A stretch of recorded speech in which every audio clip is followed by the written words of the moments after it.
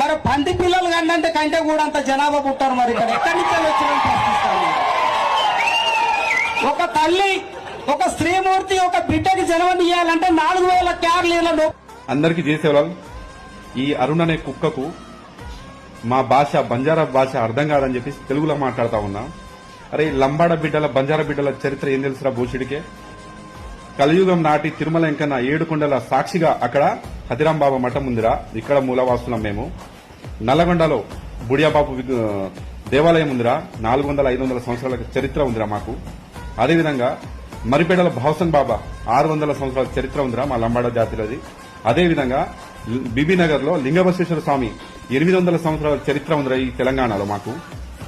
ఏం తెలుసురా మా బంజారా జాతి గురించి చరిత్ర గురించి? మొఘళ్లను, నిజాంలను, బ్రిటిష్ వాళ్లను, ఆఖరికి తెలంగాణ సాయుధ పోరాటాలలో మాదంటూ ఒక ప్రత్యేకత ఉందిరా. మీకేం చరిత్ర ఉందిరా భూషుడికే? ఇలా నా తల్లిని నా జాతిని అవమానించే విధంగా మాట్లాడతావా అప్పుడు నా కొడక? అరే వలస వచ్చిన కుక్కలు మీరురా, వేరే దేశం నుంచి ఆఫ్రికా నుంచి వచ్చిన కుక్కలు మీరురా. తెలంగాణలో మీ ఏ మానవాళ్ళు ఉన్నారా భూషుడికే?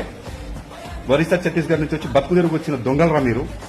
100%లో 30% మీరున్నా 70% మేమున్నా కూడా సమాన వాట ఇచ్చినాంరా. ఏ ఒక్క రోజు ఆదివాసీ బిడ్డలను మేము అవమానించలేదు, మీ తల్లిని అవమానించలేదురా భూషుడికే. బంజారా బిడ్డలని ఆదిలాబాద్ లో చంపేసిర్రా మీరు. అయినా కూడా మేము మౌనంగానే వహించినాం. కానీ ఇలా మా మౌనాన్ని